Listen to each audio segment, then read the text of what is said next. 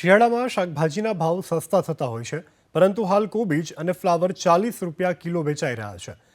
આ જ ફ્લાવર અને કોબીજ ખેડૂતો ફક્ત 1 થી 2 રૂપિયા કિલોમાં વેચી રહ્યા છે. એટલે કે ગ્રાહક સુધી પહોંચતા જ ફ્લાવર અને કોબીજના ભાવ 40 રૂપિયા સુધી પહોંચી જાય છે. ગ્રાહકોના મતે ખેડૂતોને પોષણક્ષમ ભાવ મળતા નથી અને તેમને વધુ પૈસા ચૂકવવા પડે છે, કેમ કે વચેટિયાઓને જ ફાયદો થાય છે. ખેડૂત હોલસેલના વેપારીને 1 થી 2 રૂપિયા કિલો એક નંગ વેચે છે.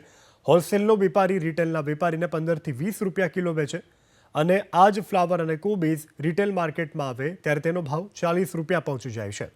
રિટેલ વેપારીઓના મતે ટ્રાન્સપોર્ટેશન મોંઘું પડતા ભાવમાં વધારો થાય છે.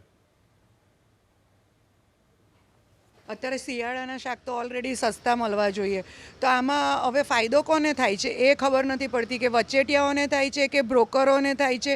હવે આમાં જે સામાન્ય માણસ હોય એને એમ થાય કે શિયાળાનું શાક આપણે ખાઈએ તો કોબીજ ફ્લાવર અત્યારે 40 રૂપિયે જેને જેમ ફાવે એમ ભાવ લઈ શકે છે.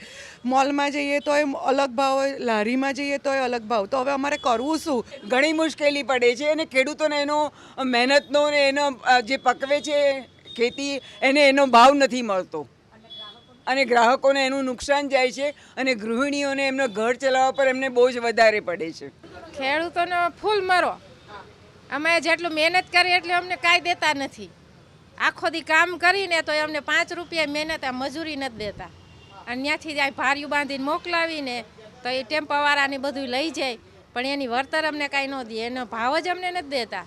એમ કે કાંઈ ભારીનું કાંઈ આવતું જ નથી, એમ કે એમને આમ ઠલવી દે છે કે 2 રૂપિયા 5 રૂપિયા 7 રૂપિયા એટલો ભાવ હોય કોઈ દી, અને અહીંયાથી 40 રૂપિયા 45 રૂપિયા 50 રૂપિયા 60 રૂપિયા ભાવ લઈએ, એટલો બધો ભાવ જ ન હોય.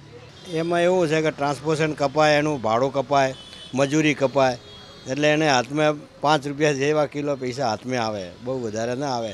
ને અત્યારે ચારે બાજુથી આવક બહુ હોય એટલે એનો ભાવ જ નથી આવતો.